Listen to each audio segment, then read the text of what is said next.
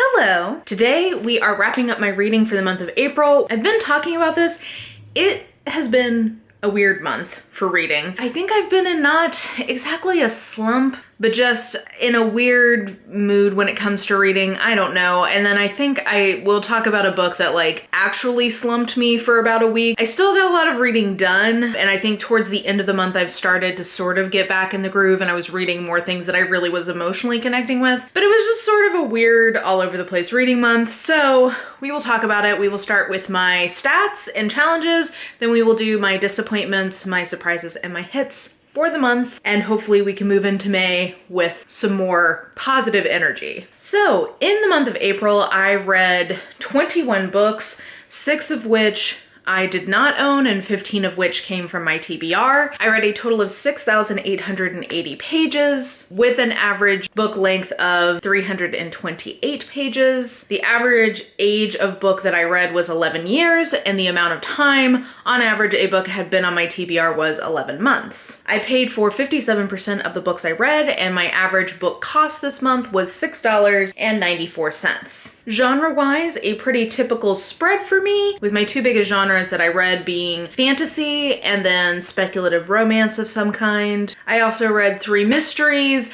a smattering of sort of general fiction and classics, a few nonfiction books, and then a couple of romances that were not speculative also thrown in the mix there. And then we get to rating, and this is where I feel like things are a little more telling. So my average rating was 3.23 stars, which isn't terrible, but is lower than it's been the last couple of months. And then if you look at the distribution of what I was reading, I did have a lot of things that I was giving 3.5 stars to, which for me is like a B+ kind of a book, but I did have 2 DNFs, 2-star, a couple of 3 stars. Overall, I had some things that really didn't work for me this month, and they were extra weighing on my impression of how reading was going. Then, in terms of challenges I addressed, so I have had a secret TBR going. All of these books were a part of that. Within that secret TBR was included A Lot's Away, which was a 5-star prediction for me. And then The Nine Tailors by Dorothy L. Sayers was also a 5-star prediction for me. This is also on my 21 books I want to read in 2021. So both of those happened. I had Jamaica Inn by Daphne du Maurier was on my classics TBR for the year, and I did this as a buddy read with my friends Leanna and Alan, Leanna's library and the library of Alexandria, and I'll link them below. We had a good time reading this together. So this was a classics TBR and a buddy read. And then for book club, I read The Midnight Library by Matt Haig. I DNF'd it. We'll talk more about that here in a minute. And then arc-wise, I did read, I think, 3 arcs this month, 2 of which I've already talked about. So A Dark and Secret Place by Jen Williams, that comes out in June, and I talked about that at my mid-month check-in. I also talked about The Chosen and the Beautiful by Niveau. That also comes out in June. I gave A Dark and Secret Place, I think I gave that 3.5 stars, and then The Chosen and the Beautiful, I gave 4 stars. I had a good time reading both of those. You can see my full thoughts at my mid-month check-in. And then I also read Last Guard by Nalini Singh, which comes out in July. And we'll talk more about it, but it was wonderful. Surprising no one, I really enjoyed that one. So with that being said, let's start with my disappointments. Okay, let's start with one that makes me really sad, and I want to say that this is disappointing but not bad. I gave this 3 stars. This is How to Catch a Queen by Alyssa Cole. I don't think that this is a bad book. It's just disappointing for the caliber of book that I know Alyssa Cole tends to produce. So the characters in this, I liked, actually, let's rephrase. I liked, what was his name? Sanyu? Yeah, Sanyu. I liked Sanyu. He's the male protagonist. Enjoyed some of the things going on with him. He's dealing with a lot of grief from the death of his father, with whom he had a very complicated relationship. Shanti, who is our heroine, love her. She is like a bad bitch who is going after what she wants in life. I was into her.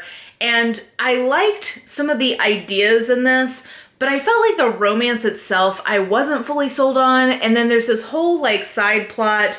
So I should say the setup for this is Sanyu is the newly crowned king of a fictitious African country. And in this country, they have a tradition where the queens only become the true queens after they survive this like 4-month trial period. And his whole childhood, no woman ever survived that trial period. So there's no true queen. So Shanti is part of the like nobility, or she's like from a neighboring country who's been like trying to get married to a king, basically, or a prince. We saw her in the first Reluctant Royals book, and I liked her in that one, and this is her getting her own story. So she is like trying to become the permanent queen. So that's the conflict, and there's this whole like backstory of her investigating some of the secret history that's been lost because of like patriarchal bullshit, basically. I liked a lot of the ideas of this, but I just didn't feel like it really came together as a romance. Individual scenes I enjoyed. You know, I had a good enough time in this. I just know Alyssa Cole is capable of truly great things, and I just didn't feel like this one lived up to how great she is, but I do still love the cover,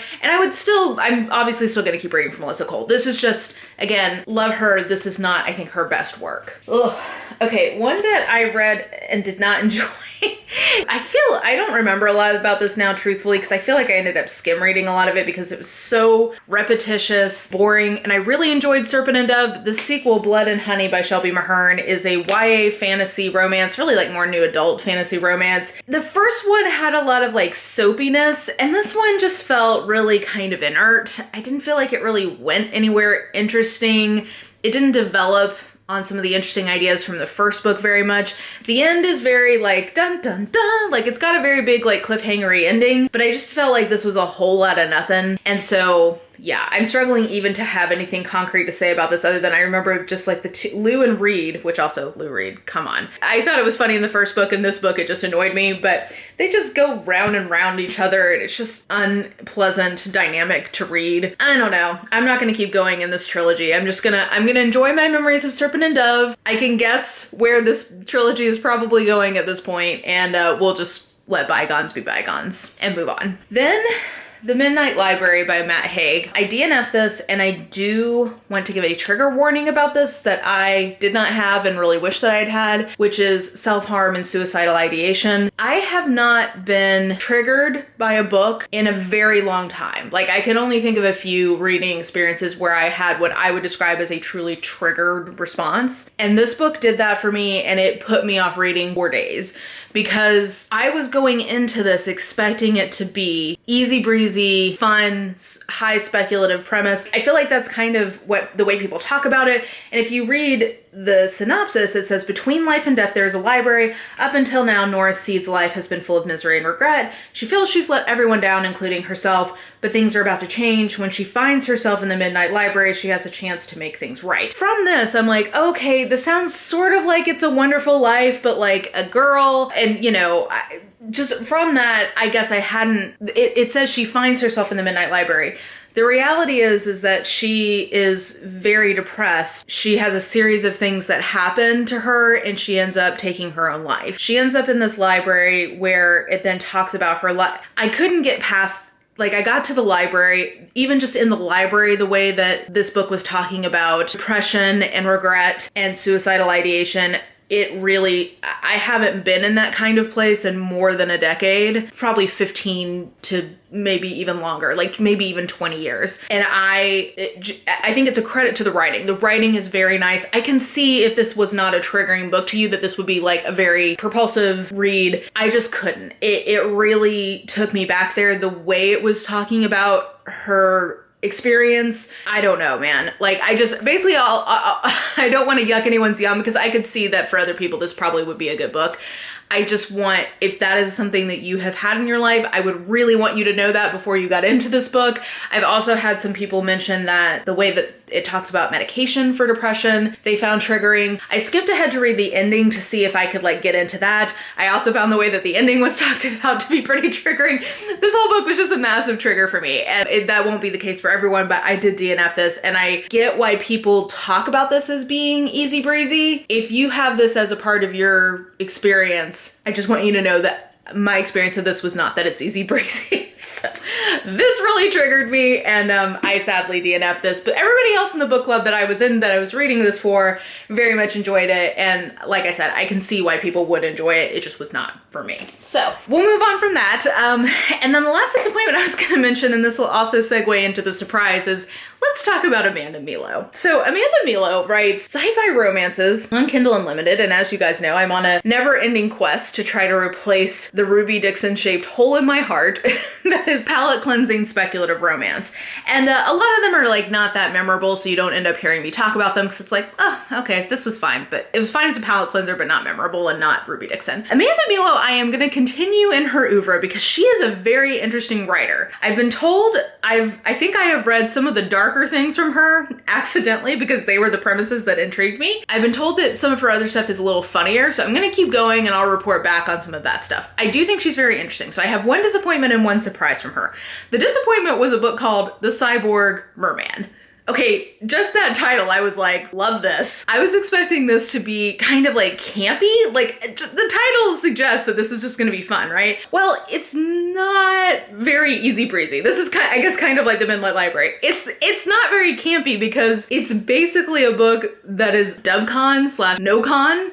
I just wasn't expecting that, and therefore it disappointed me because I was hoping for like a super fun, sudsy, like, cyborg merman, like what is this? And there's this land right situation, and our heroine's husband, who she was very much in love with, dies unexpectedly, and on the planet she's on, people are going to start taking her land if she doesn't get married, and the law on that planet is that if a man essays a woman, they have to get married. So she knows that other people are probably going to do this to her. Her husband's business partner is the titular cyborg merman, and he knows this is also going to happen to her. So he basically decides that he's going to be the one to essay her so that the worse men don't.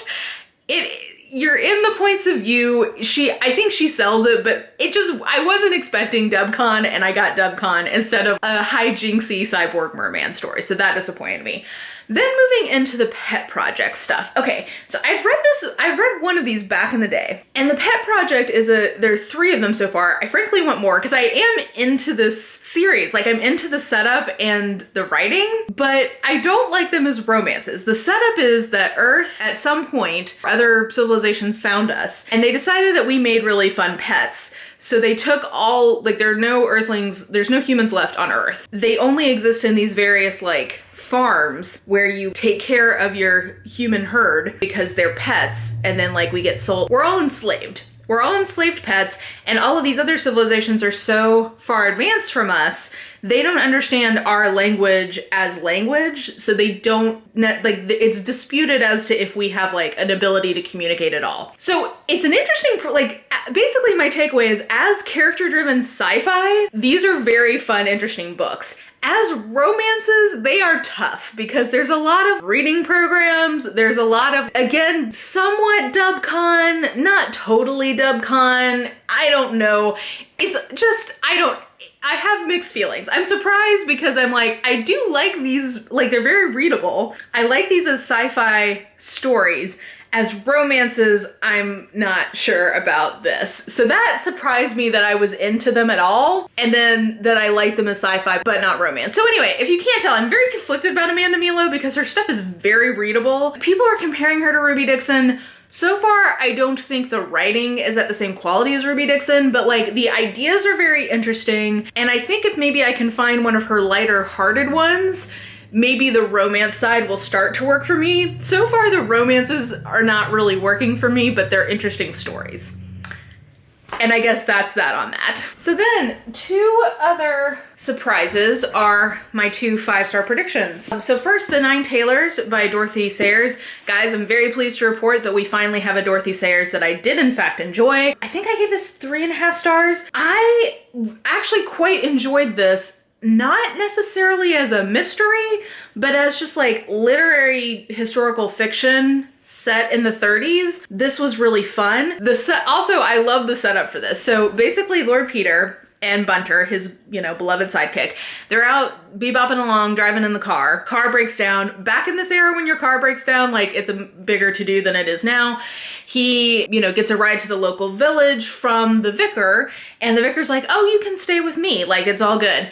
And he, basically, it's in this town that has a gigantic cathedral. I kind of was picturing like Salisbury, that kind of vibe. And it's also, I should say, it's also New Year's Eve. So the vicar is like, yeah, you can come stay with me. When they get there, his wife is like, did he tell you sleep is probably going to be a tricky thing because we're doing this big project where we're going to be ringing the new year in with a 9-hour bell ringing sesh. I hope you guys don't need to get sleep. And they're like, no, it's all good. You need 9 people to do this. And you also need people to like sub in and out, because obviously you're gonna get tired. So then one of the people who's supposed to be ringing the bells gets sick. I forget why he can't do it. And they're like, oh, well, Lord Peter, you don't happen to have any experience. And he's like, yeah, sure, I did it back in the day. And he's basically like too polite to say no. So he has a car breakdown, and then he ends up having to stay up from like 11 to like 10 a.m. the next day ringing these damn bells. Can you imagine that? Hey, thanks for putting me up. Would you mind ringing this bell for a more than a full workday's worth at midnight? What? Anyway, so I just love that I just really love that as the setup for this.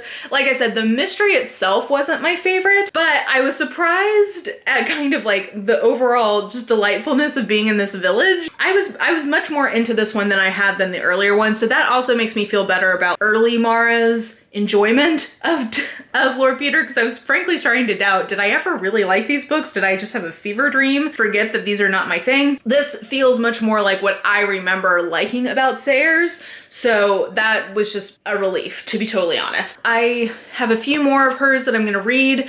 I'm still feeling good about not reading some of the earlier books, but this surprised me in a positive way, and I'm happy to be able to report that I do like something from Dorothy Sayers. And then A Lots Away.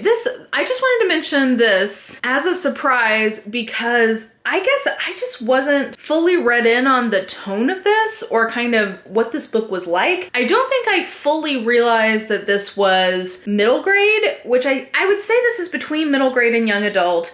Also, I bookmarked because I just wanted to show you guys. Look how beautiful the illustrations are in this. The actual cover and like the feel of this book is so, like as an object, this book is just a delight. A Lots Away is very dark in its content, but it has an almost Scooby-Doo mystery gang kind of vibe to the urban fantasy story that's being told. So basically, A Lots Away's cousin is murdered. She's Lipan Apache, and she has this, it's like an urban fantasy kind of world, and she has the ability to raise the dead or to commune with the dead's spirits.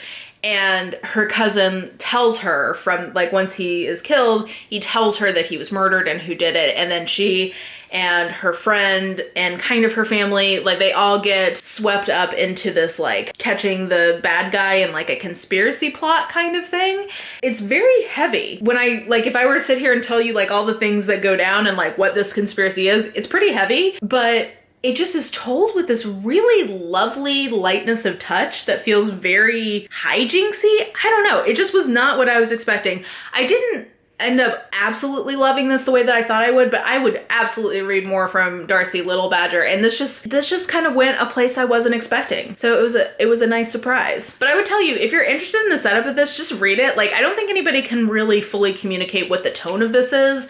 I think you kind of just have to experience it. Okay, and now we're into hits. So we'll start with Last Guard by Nalini Singh, because what can I really tell you about this? It is the 20th book, I think, in the Side Changeling series. I have a whole ass podcast about this series that I'm doing right now, so like, obviously I love it. This is another really good entry in the series, and for those of you who are following along and have context for what this means, we've got 2 sighs. One of them is a merchant. We've got anchors. That's like a big focus of it. And I would say plot-wise, this is sort of a combination of Slave to Sensation and Heart of Obsidian, which are 2 of the best books in the series. So like, it's good. I do think that it feels, because there's some characters and like some setups we've not seen before, I felt like the first 20% of it felt a little too info dumpy for my taste. So that's why I gave it a 4 instead of a 4.5, because I don't think it's like the best in the series, but this is another really good entry. Like this is a good one. If you love this series, I don't think you'll be disappointed. I'm so excited. I'm gonna get to talk to Nalini Singh about this book, so I'm looking forward to doing that. And yeah, all in all, this was a good one. And frankly, I think this was the first book, I decided to go ahead and read this book after the Midnight Library, and it de-slumped me. And my Side Changeling book from last year also de-slumped me. So really, I just need my yearly Side Changeling arc in the spring to get me out of whatever slump I seem to be going through every spring. Oh, I just realized that the book was sitting over here, the next one I was going to talk about, because I'm taking notes on it. Okay, I don't want to lose where I was at, but On Deconstruction, Theory and Criticism After Structuralism by Jonathan Culler. This is a literary / philosophy book talking about post-structuralist literary criticism. I was refreshing myself. I had read about a third of this before, and I read the rest of it this month. And yeah, I don't really know what to say about this because it's so nerdy and whatever, but reading this because I'm doing a video essay and I wanted to like refresh myself on some of the literary theory landscape that I would be speaking into, so that's why I picked it back up.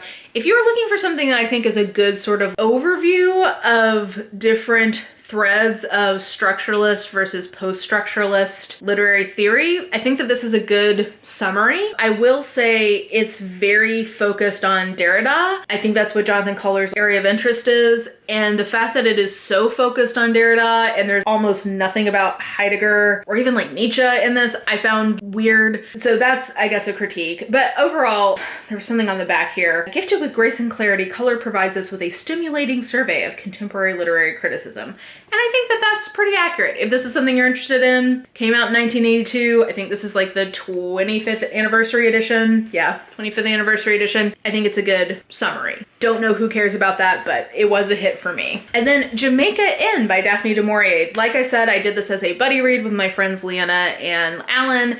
And I think we all enjoyed it to varying degrees. I think I liked it maybe better than Alan did. Maybe also better than Leanna did, I'm not sure, but we all enjoyed it. And the ending of this book is fantastic. It's a lot of vibes. This is a book that's very atmospheric, and I think if you're into the vibes, you can hang with it. It's about 300 pages, and I'd say the first 200 are just a lot of buildup and vibes in the creepy, like, foggy moors of Cornwall at the titular Jamaica Inn. But our main character, I think, is great. Some of the side characters are not as fun. I think the ending of this, though, is really satisfying and very much gave me the same mustache twirling villain vibes that I loved in The Woman in White by Wilkie Collins. So overall, I actually really like this more than I thought maybe I would. I wasn't sure. It'd been so long since I'd read something from Daphne du Maurier, but I was really into this and I really liked the ending. And I also just was down for some, you know,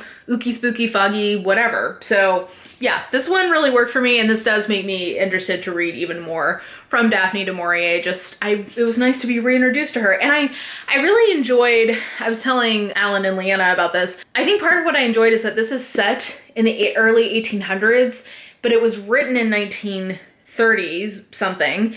And then I am a reader in 2021, and I think me reading somebody from the past writing something that was historical fiction when they wrote it, that dynamic I found very interesting, especially with respect to the way that she was commenting on gender roles of the time period she was writing in. So anyway, I had a good time with this one, and it was also, I think it was helping me perpetuate getting out of my slump. And then the book that I definitely liked the best this month, I gave this 4.5 stars, is Firekeeper's Daughter by Angeline Boulley. This is a YA thriller. And guys, this is tough stuff. I would say this is borderline and too intense for YA. Like, I think that this is definitely older YA. It is intense. Oh, wow. Yeah, so basically this, sorry, like flashing back, this definitely like made me weep. A lot of feelings with this one. The setup is, I think part of what's interesting about this is it almost reads like a hard-hitting YA contemporary for the first 100 pages, and then you get into the thriller all of a sudden. Our main character, her mom's family are these rich, white, very connected people in this small town in the Upper Peninsula of Michigan. Her father was a hockey star who was Native American. He's part of the local Ojibwe tribe. Her birth was very scandalous, And then her mom left town to have her, and while she was away, her dad married and hooked up with this other woman and got her pregnant, so she has a half-brother who is almost her same age. So her dad is passed, but her brother, she is still very much in his life, and she, basically it's very much about, at the beginning, her being sort of an outsider with the white community and also with the local indigenous community, and her having a lot of connections in both places and kind of what the balancing of those different allegiances are. This book becomes a murder mystery in a really shocking way. The other thing is she's got like this cute new boy in town and she's like kind of flirting with him, but does he have a girlfriend? And so like there's all these like hard-hitting YA components. Then this murder mystery happens and all of that gets flipped on its head and things get really intense really quickly, and this goes really dark places. A lot of content, like pretty much any content warning you can think of that you might have for a book, this has. It, I think, has a lot to say about the inevitability of the mistreatment of Indigenous women and girls in America at this point in history. Like, I think it really doesn't pull its punches with that stuff. It has a lot of stuff to say about like drug use and substance abuse within Indigenous communities and how that is very complicated. This is just a really layered, well-realized story. I think it almost upset me too much, which is why I can't give it a full 5-star, because it was just like, oh, this kind of ripped my heart out. But I feel like it was somewhere between, like if A Heart and a Body in the World had a baby with Alatsaway, that would be this book. And it is just a real thought-provoking book that will stick with me for sure. I feel like I'm being kind of muted because it was such an intense reading experience, but I highly recommend this if any of that sounds appealing to you. I would also definitely put this on my list of a good bridging book for people who are YA thriller readers starting to try to get into adult, or people who like adult thrillers but are interested in trying something YA. I think that this could be a good transition because, like I said, I think it's a little on the bubble, but I do think it is truly YA in the sense of the protagonist is the right age and it is sort of about finding your place in the world and becoming the person that you're wanting to be. So I do think it definitely qualifies as YA, but it's just very hard-hitting YA. It was a lot. This reminded me why I don't read a lot of sort of like hard-hitting YA, because it just really, it takes it out of me. But this was absolutely fantastic and totally lived up to the hype of what I'd heard about it. That's everything that I need to tell you about for the month of April. Like I said, I'm gonna try to go into May with some refreshed energy. I'm riding a good wave right now. I think I had a lot of YA and middle grade on my TBR in April. I also wonder if I just like was reading too much of that. So I'm gonna try to bounce it back out, even though I still have like several like YA middle grade titles I'm wanting to read. I think I need to intersperse them in my reading a little bit better. So with all that being said, definitely let me know how your reading in April went, or anything you have to say about any of the books I talked about. Definitely let me know that in the comments below. And yeah, I think that will do it for me. So if you enjoyed this video, please like, subscribe, follow me on the social medias if you are so inclined. I have all that information listed in the description box below, and I think that will do it. I hope you're having an absolutely lovely day today, and I will just talk to you soon. Bye!